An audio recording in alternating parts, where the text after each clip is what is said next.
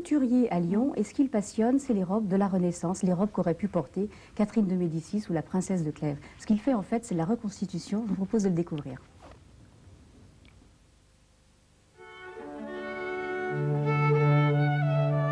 Diane de France, Marguerite de Valois, Gabrielle d'Estrées, toutes les robes des belles dames de la Renaissance revivent grâce à Élie, un couturier lyonnais devenu costumier de l'histoire.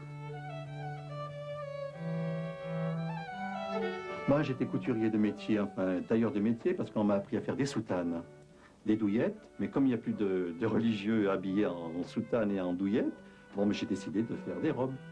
Et j'ai appris tout seul, là, les robes, personne ne m'a aidé à apprendre. Voilà. Et pour commencer à faire la première robe, j'ai démonté les rideaux de ma chambre pour couper une première robe. Et c'est là que j'ai débuté. Ouate pour faire le ballonnet, par exemple. Mais de ce temps-là, ils ne mettaient pas de la ouate. Comment ça pouvait tenir? Et vous avez des époques privilégiées quand même. Ah, moi, j'aime bien les 1500. Renaissance, j'aime beaucoup. On m'a demandé de faire des costumes de plusieurs époques. Par exemple, le millénaire de Craponne-sur-Arzon, par exemple. Mais alors, on partait à 870. Mais j'aime pas. Est-ce qu'il y a des robes qui vous ont demandé plus de recherche que d'autres, dont vous êtes plus particulièrement fier? Ben, la robe de Marie de Médicis, la première robe, j'ai mis 50 heures pour la faire. Je l'ai presque faite tout à la main, hein, tout à la main. Elle a 200 perles, elle a...